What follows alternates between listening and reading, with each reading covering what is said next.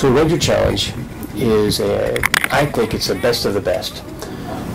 Each school takes their most physically fit, mentally ready cadets, and they really do a competition within that school.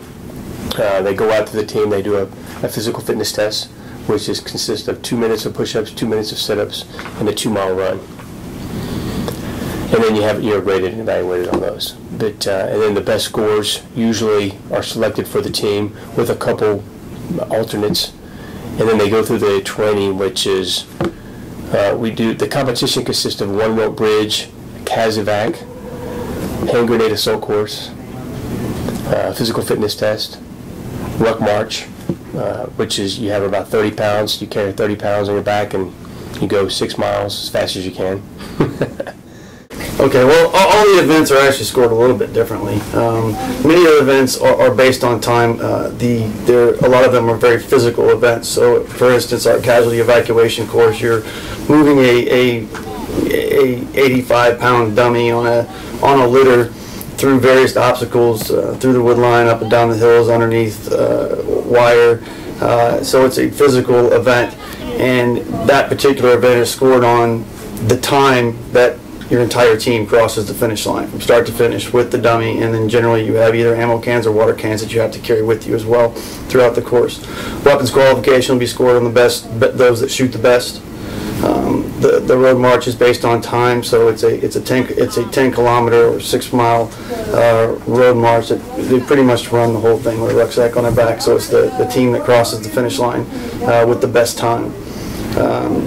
So most of the events are based on time.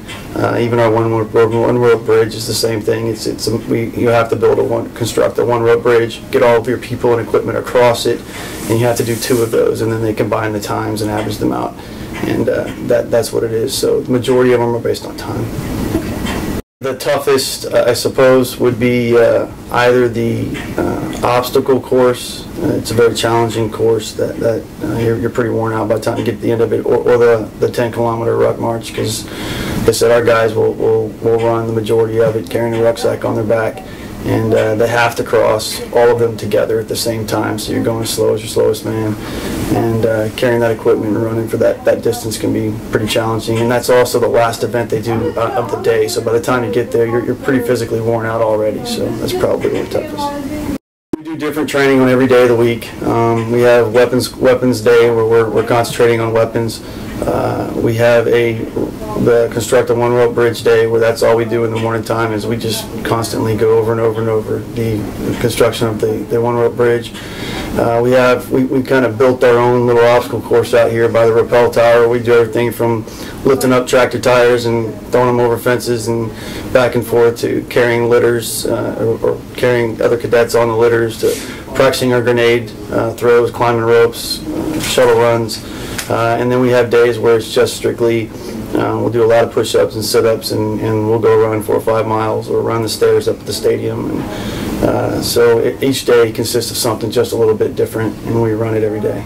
We've got 3 very solid teams. We're taking 3 teams this year. We have 2 9-man male teams and 1 female team. Incidentally, the female team, this is the first one that I know of that we've had.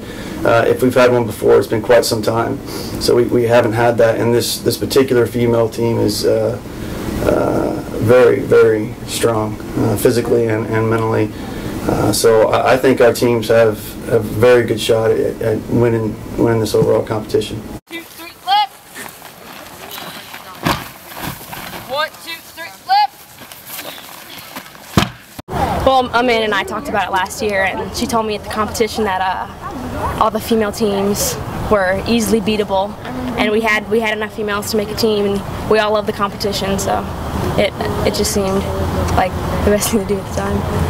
It still is. Overcoming like the mental things whenever you're like really hurting, or whenever your team's down, and like trying to uplift them.